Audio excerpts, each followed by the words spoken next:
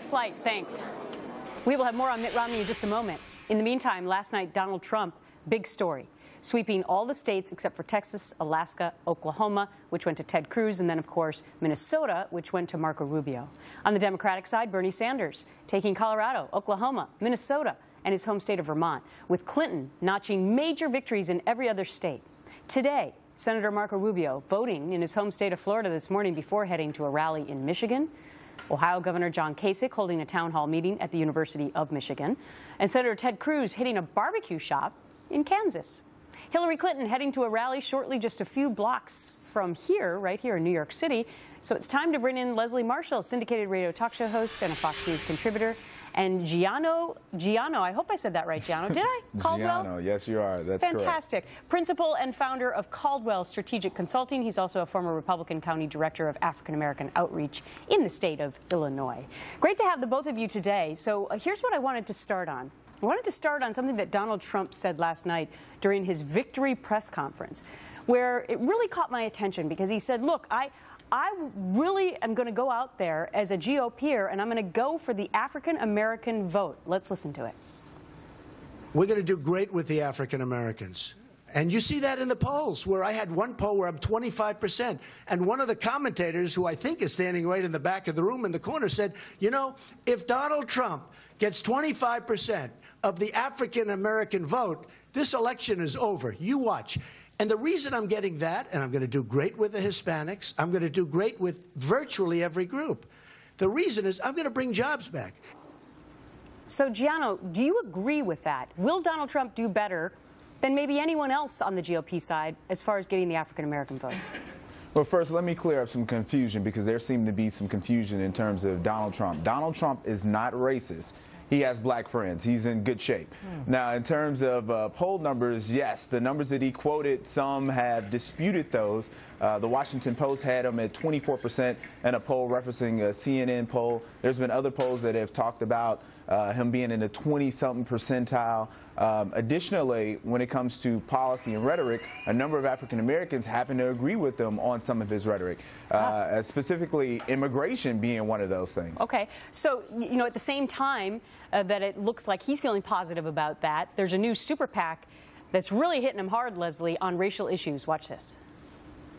This is an ugly strain of racism. I flat out called him a racist. I have a great relationship with the blacks. I've always had a great relationship with the blacks. He does not have a great relationship with the blacks. And you can ask 5 kids from New York City during the Central Park jogger rapist trial. When Donald Trump took out a full-page ad calling for the death penalty, he wanted to kill these kids. And it turned out that they were innocent. Wow. Leslie? I mean, from the Central Park 5 to not knowing who David Duke is, disavowing him or the KKK, security throwing out African-American students in the South. Okay, if Donald Trump isn't racist, what is that? If we want to look at the polls, yes, less than 10% might say, hey, I can buy some of his rhetoric. Oh, I think he may understand some of the issues affecting the black community. But the reality is 3% or less would vote for him. Well, and they would vote for Hillary. So he does not have their support. I don't know how you come up with the 3%, Yeah, but I think it's a fascinating discussion because he has so much crossover with other groups, including independents and Democrats. Take a look at this quote from prominent African-American Tavis Smiley. He wrote an op-ed today in USA Today. He said this: "It's mind-numbing to some of us that a reckless member of the billionaire class has somehow convinced hardworking, everyday people that he is their savior. But all rich guys aren't created equal. Ultimately, Trump's policies might not be that different from what Mitt Romney's would have been, but they apparently sound different to working-class voters." Gianno.